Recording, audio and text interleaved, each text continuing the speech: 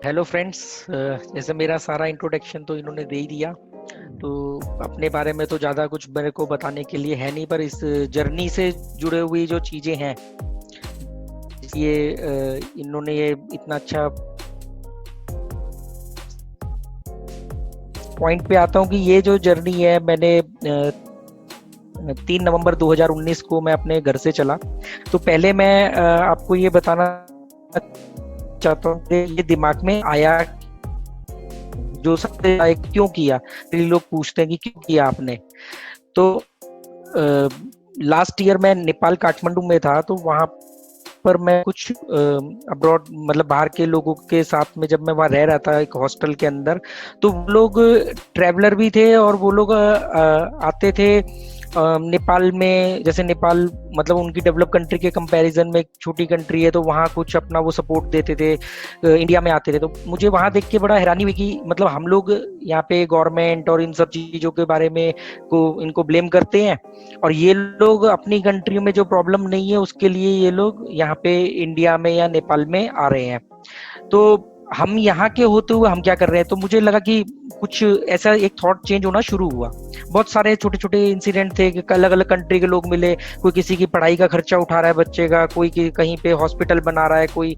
तो वहीं पे एक मुलाकात हुई एक जैपनीज राइडर जो कई कंट्रियों में बाइक से आए। तो वहां से मुझे मालूम पड़ा कि आपको ग्राउंड पे उतरना पड़ेगा। तो ग्राउंड पे उतर के और सीखने के लिए, और खास तौर पे इंडिया को समझने के लिए, जब तक आप किसी चीज को समझोगे नहीं तो आप उसके बारे में राय या सॉल्यूशन कैसे ढूंढोगे। तो सबसे बेस्ट वे है साइकिलिंग, जो मुझे वहां पे रहते हुए लगा। तो वहां से एक मैंने काठमांडू से दिल्ली तक का साइकिल से आया। तो उस बीच में जो मैंने उस 23 डेज में जो मेरे को मिला, वो अगले 2 महीने में घर में रह के बहुत ही मतलब एक बेचैनी सी थी कि यार इतना कुछ मिल गया।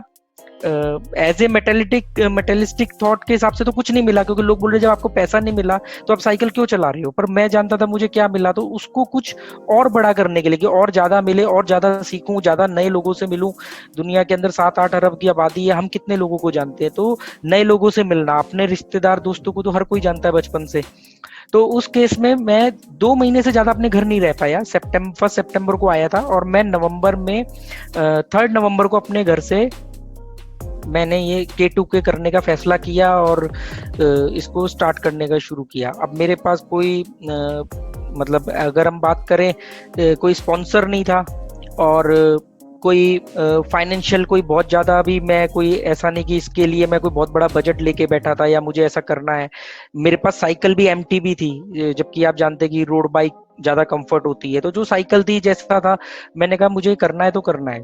तो थोड़ा ये फैसला ना तब ज्यादा और स्ट्रांग होता चला गया जब मैंने अपने कुछ आसपास के लोगों से ये बात करनी शुरू करी कि मैं कश्मीर से कन्याकुमारी साइकिल से जाना चाहता हूँ। तो मैंने एक चीज नोटिस करी कि हौसला बढ़ाने की वजह, मतलब हौसला जैसे होता है ना कि हाँ आप कर सकते हो या कि करना चाहिए, की बजाय उन्होंने लगा कि नहीं नहीं ये हो नहीं सकता और करना भी नहीं चाहिए, इससे मिलेगा क्या। तो वो और डिसीजन स्ट्रांग हो गया। तो मैंने कहा अब चाहे स्पॉन्सर मिले ना मिले, पैसा हो ना हो, मतलब मुझे सिर्फ कश्मीर पहुंचना है और कन्याकुमारी पहुंचना है। मुझे यही 2 चीजें दिख रही थी, इसके अलावा और कुछ भी नहीं दिख रहा था। तो मैं वहां से 3 नवंबर को मैं अपने घर से चला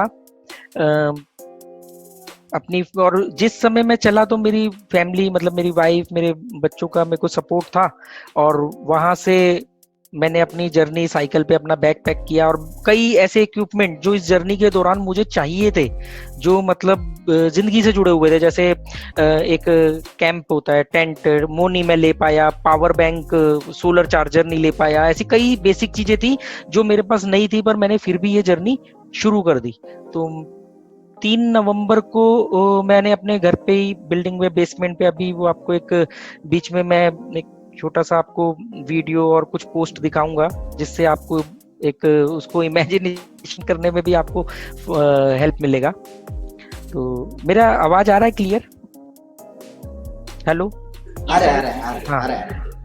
तो वो फिर मैं 3 नवंबर को जम्मू के लिए मैंने दिल्ली से, और 3 नवंबर से जस्ट 2 दिन पहले मैंने बस स्टैंड पे जाके पता किया कि भी यहाँ से जम्मू के लिए बस कैसे मिलता है, कश्मीर कैसे जाना है, तो मालूम पड़ा आप कटरा तक पहुंच सकते हो। तो बस वाले से पूछा कि अगर मेरे को साइकिल लेके जाना है तो कितने पैसे लगेंगे, और साइकिल मेरी डैमेज ना हो, क्योंकि कुछ इक्विपमेंट लगाए थे उसके ऊपर, स्पीडोमीटर और कई इस तरह की चीजें सभी आप लोग जानते होंगे, तो वो सब लगाए थे। तो फिर उन्होंने कहा कि आपकी साइकिल हम इतने रुपए में पहुंचा देंगे। तो साइकिल, और मैं घर से साइकिल चला के फिर दिल्ली की ISB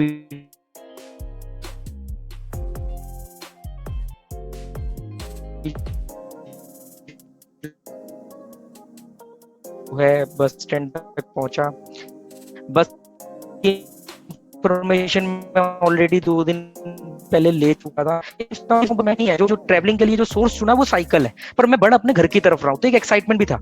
पर इस वाले केस में क्या था कि मैं अपने घर से अपनी फैमिली को विदाई लेकर के, फैमिली से, फिर मैं जा रहा था अपने घर से दूर, और जा रहा था मैं नॉर्थ साइड में, हिमालय मतलब कश्मीर की। तो एक ऐसी जर्नी जिसमें आपको पता नहीं कि आप कभी वापस लौटो या ना लौटो, क्योंकि जब आपने इतना 3-4 हजार किलोमीटर आपने हाईवे के ऊपर बिताना है, जंगल आएंगे, बहुत सारी चीजें आएंगी, तो पर ये सब चीजें दिमाग में नहीं थी, पर कहीं ना कहीं था कि ऐसा भी हो सकता है, और फैमिली का पूरा सपोर्ट मिला मुझे। तो वहां से फिर मैं कश्मीर पहुंचा, जम्मू पहुंचा। जम्मू से मैंने सुबह साइकिल जैसे ही बस से उतारी और फिर मैं कश्मीर की तरफ जाने लगा, तो मैंने थोड़ा लोकल इन्फॉर्मेशन कलेक्ट किया, क्योंकि आर्टिकल 370 हटा था, तो उसकी वजह से कुछ वहाँ पे डिस्टरबेंस थी, बाहरी लोगों को थोड़ा सा प्रॉब्लम क्रिएट कर रहे थे कश्मीर के अंदर। तो जब मैंने लोगों से बात करी तो उन्होंने मुझे, मैक्सिमम लोगों ने कहा कि आपको नहीं जाना चाहिए। मैंने फिर वहाँ पे जैसे आर्मी वाले लोगों की पोस्ट होती थी जगह जगह, मैं वहां जाके उनसे बात करता था कि वहाँ के क्या हालात है, मैं वहां जाना चाहता हूँ, क्योंकि मुझे एक चीज दिमाग में थी कि जिंदा वापस अपने घर सही सलामत पूरा साबुत, मतलब पूरा वन पीस में घर पहुंचना है। ये चीज क्लियर है कि जिंदा रहना है और हेल्दी रहना है। तो मैंने उनसे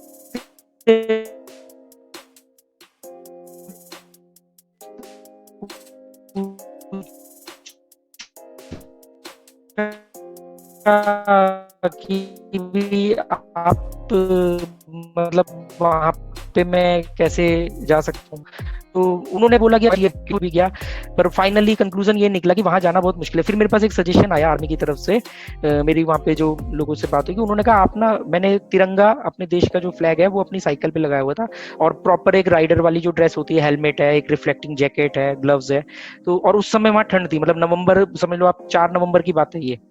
तो उन्होंने कहा कि अगर आप ये सब हटा के आप एक नॉर्मल तरीके से जाओ तो कोई दिक्कत नहीं, क्योंकि आप इसमें एक विजिबल रहोगे, एक हाईलाइट होगे, तो प्रॉब्लम हो सकती है कि फ्लैग दिख रहा है और अभी लोग थोड़ा सा वहां पे नाराज हैं या जो भी है बाहरी लोगों से, और उसी समय कुछ बाहरी लोगों पे अटैक भी हुए थे। तो फिर मैंने वहीं से, मतलब मैं प्रॉपर श्रीनगर तक तो नहीं पहुंच पाया कश्मीर तक, पर वहां से ही मैंने उसको, अपनी जर्नी को शुरू किया कि ठीक है यहाँ से हम शुरू करते हैं। तो फर्स्ट नाइट फिर मैं कटरा में मैंने स्टे किया, और इस तरीके से जर्नी ये शुरू हुई। आगे मैं आपको इसके बारे में बताता ही रहूंगा। अब एक और सबसे बड़ा सवाल जो लोगों ने पूछा कि ये पूरी जर्नी के दौरान ये बात कहाँ से आएगी बिना पैसों के करना है, मतलब एक, ये मैं आपको इसलिए बता रहा हूँ क्योंकि ये 3-4 सवाल इसे 51 डेज के अंदर जो कॉमन 3-4 सवाल सबसे ज्यादा है, तो मैं उसके बारे में बताना चाहता हूँ, क्योंकि जो लोग देख रहे हैं उनको भी यही मैक्सिमम सवाल दिमाग में आएंगे कि क्यों किया। तो वो मैंने बता दिया कि एक जानने सीखने के लिए साइकिलिंग इज द बेस्ट, और जब डेवलप कंट्री के लोग यहाँ पे आके ये चीज कर रहे हैं तो हमें अपने बारे में जानना चाहिए, फिटनेस है, एनवायरमेंट है, ये सब चीजों के लिए। और वो मैं ऑलरेडी वो एक जर्नी में कर चुका था, मैं 1500 किलोमीटर की काठमांडू से दिल्ली, तो इसलिए मैंने इसको करने का फैसला किया। 1 लाख लोगों का मैंने लक्ष्य रखा कि मुझे 1 लाख लोगों से बात करनी है, मतलब ऐसा नहीं कि सीधा सीधा कश्मीर से चले कन्याकुमारी पहुंचे, डिस्टेंस नापा और एक अपनी उपलब्धि अपने नाम लिख ली कि भी मैंने कश्मीर से कन्याकुमारी तक साइकिल चलाई, तो वो नहीं था। मतलब रोड नहीं नापना है, लोगों से मिलना है, जगह जगह रुकना है, टाइम जितना मर्जी लगे। तो इसलिए इसको शुरू किया। अब आती बात कि बिना पैसों के क्यों शुरू किया। तो बिना पैसे के इसलिए शुरू किया कि जब मैंने एक बजट बनाया इस 2 महीने के दौरान, काठमांडू दिल्ली की जर्नी और K2 को शुरू करने से पहले, K2 के मतलब कश्मीर टू कन्याकुमारी, इसको शुरू करने से पहले मैंने एक बजट बनाया, क्योंकि जैसे जैसे दिन नजदीक आ रहे थे ना, तो धड़कनें तेज हो रही थी कि अरे यार बोल तो दिया, सोच तो लिया, सच में कर लेगा, तो मुझे मालूम था कि कर लूंगा मैं। पर जैसे जैसे होता है ना, एग्जाम नजदीक आता है तो स्टूडेंट जो होते हैं उनके एक अजीब सी, तो जैसे जैसे नवंबर आ रहा है नजदीक कि नहीं निकलना है तो अब कैसे करना है, तो एक बजट बनाया। तो वो बजट के लिए मुझे पैसे चाहिए थे, मतलब एक एक्स्ट्रा। मैं नहीं चाहता था कि मैं नहीं लौटूं तो मेरी फैमिली को कोई प्रॉब्लम हो या कुछ है, तो और अकेले इसको करना था, तो वो बजट में अरेंज नहीं कर पाया। मैंने कई साइकिलिंग शॉप्स या जो इस तरह के स्पॉन्सर करती है उनको कांटेक्ट किया। मैंने कई लेटर लिखे एनवायरमेंट मिनिस्ट्री में, प्रकाश जावड़ेकर जी को मेल भेजी, और कई ऐसी चीजें करी मैंने कि जिससे कि मुझे एक तो K2 कश्मीर पहुंचने, लाल चौक पहुंचने की परमिशन मिल जाए, ताकि मुझे वहां कोई मतलब जाने से पहले ना कोई रुका जाए, इसलिए भी। और दूसरा, मैंने कुछ साइकिलिंग कंपनी को मेल भेजा कि मैं ये करना चाहता हूँ, मुझे एक थोड़ा बहुत स्पॉन्सरशिप चाहिए कि ताकि मैं कुछ अच्छे गैजेट लेकर के चल सकूं। पर बड़ी हैरानी हुई कि 130 करोड़ की आबादी और इतना सब होने के बावजूद कोई रिस्पॉन्स ही नहीं आया, मतलब किसी लेटर का जवाब नहीं आया, किसी मेल का जवाब नहीं आया, ट्वीट किए कोई जवाब नहीं आया। तो मैंने कहा अब ये परिस्थितियां ये बन रही कि मैं इसको पोस्टपोन कर दूं या कैंसिल कर दूं। तो अब क्या है कि वो होता ना एंटी फीलिंग, अब तो करके ही रहना है। तो वहां से मैं फिर इसको मैंने सोचा कि पैसे हो ना हो मैंने जाना है। तो मैंने बहुत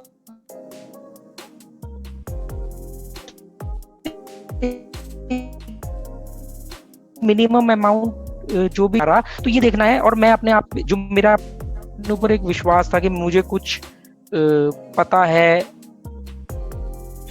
या हेलो, मेरी आवाज आ रही है आपको? आ रही है। हाँ, ठीक है। तो इसलिए मैंने एक एंटी, एक क्या है ना, पैसे के लिए एक एंटी थॉट आ गया कि अब तो पैसा हो भी जाए, या मैं कर भी सकता था, पर अब इसको बिना पैसे के करना है। तो सिर्फ मैं इसमें कुछ आपको बता दूं, जो पहला मैंने अमाउंट खर्च किया वो 1500 रुपए मैंने बस वाले को दिए, जो जिस टूरिस्ट बस में मैं साइकिल और खुद कश्मीर तक पहुंचा, जम्मू कटरा तक पहुंचा। और जो मैंने फर्स्ट नाइट कटरा में बिताई थी एक छोटे से गेस्ट हाउस में, वो मैंने पेमेंट पे किया। उसके बाद मेरे पास एक कुछ बहुत माइनर सा ही अमाउंट था। मेरी वाइफ ने मुझे लगातार बोला कि भी अगर आपको कभी भी कोई पैसा या क्रेडिट कार्ड में कुछ भी आपको ऐसा कोई जरूरत पड़े तो मतलब ऑनलाइन के थ्रू मैं वो कर दूंगा। मैंने कहा नहीं, मेरे पास है। एक्चुअली में ये बात मेरे अलावा कोई भी नहीं जानता था कन्याकुमारी पहुंचने तक की मैं ये जर्नी बिना पैसों के कर रहा हूँ। और ये मैंने क्यों नहीं बताया, मैं आपको आगे बताऊंगा। तो एक डिसाइड हो गया कि आप पैसा देखते हैं कि अगर थोड़ी बुद्धि है, अगर मुझे लगता है अपने ऊपर कॉन्फिडेंस है, तो देख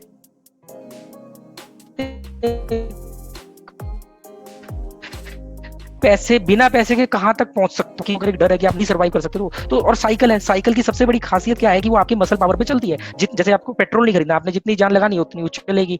तो एक अलग एक कॉन्फिडेंस था। तो मैंने 5 नवंबर की मॉर्निंग को मैंने कटरा से इसको शुरू किया। और आपको अगर कोई इसमें बीच में कोई क्वेश्चन आए तो आप उससे के बारे में पूछते रहना, क्योंकि फिर वो जर्नी में आगे की तरफ ले जाऊंगा। ठीक है, कोई बात नहीं। प्रेजेंटेशन शेयर करना है तो you can share your presentation now, can we? साथ में आप बताते बताते भी बता सकते हो इफ यू। हेलो, हाँ जी, you want to share your presentation? तो ये अभी मुझे अभी यहाँ स्क्रीन पे नहीं दिख रहा है।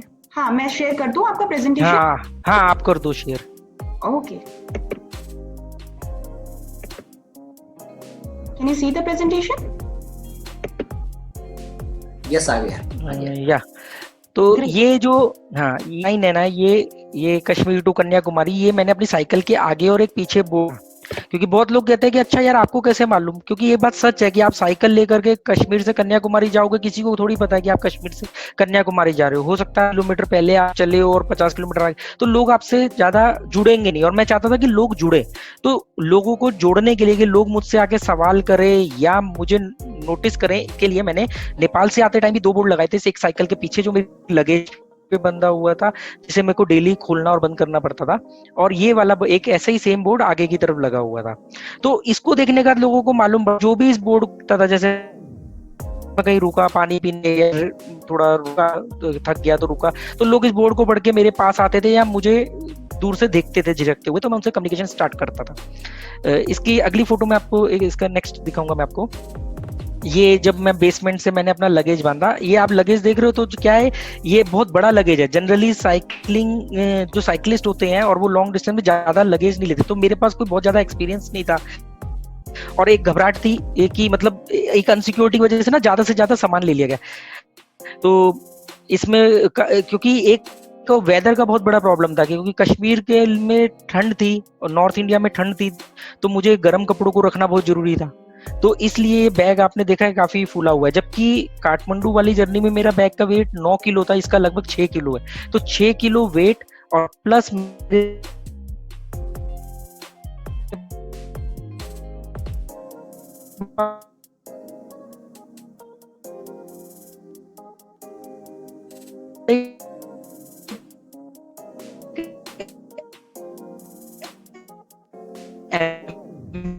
इसको अब एक नेक्स्ट कर इसमें देखना फोटो,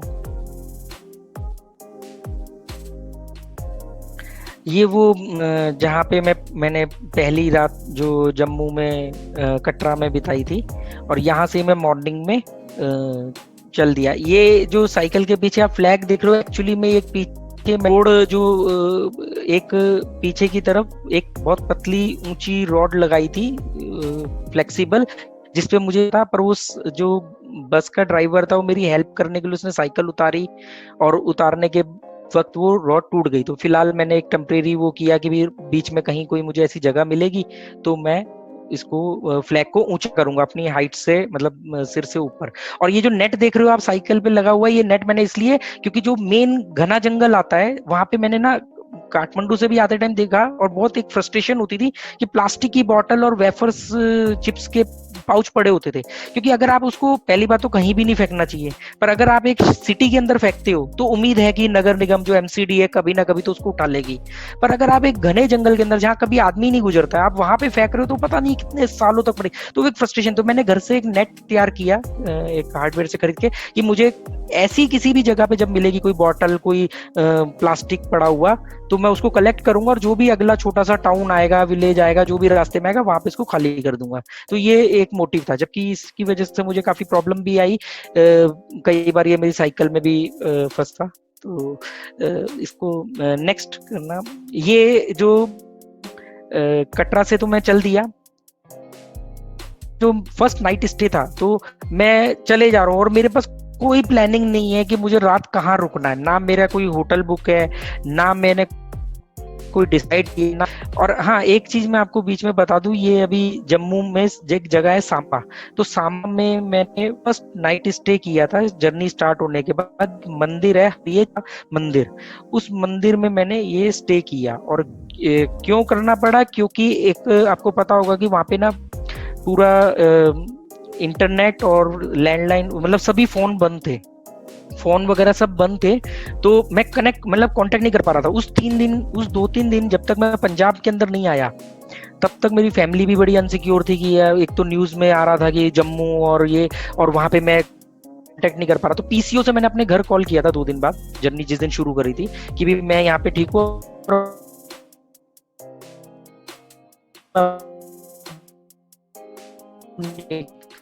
रहा हूँ। तो ये सांबा जम्मू में ही आपके कनेक्शन शूट कर रहा था या लोगों से मिल रहा था, वो सब मैं स्टोर कर पा रहा था, पर मैं उसको कहीं पे भी अपलोड नहीं कर रहा था, क्योंकि मैं उस समय सोशल मीडिया को एज ए मेमोरी कार्ड लेता था कि मतलब जो भी कलेक्ट किया दिन भर का एक्सपीरियंस उसको अपलोड कर दिया फेसबुक पे, अगली फिर उसको डिलीट किया, क्योंकि फिर आपको पता नहीं आपको रास्ते में क्या क्या देखने को मिलने वाला है। तो ये फर्स्ट स्टे है मेरा चीची माता मंदिर।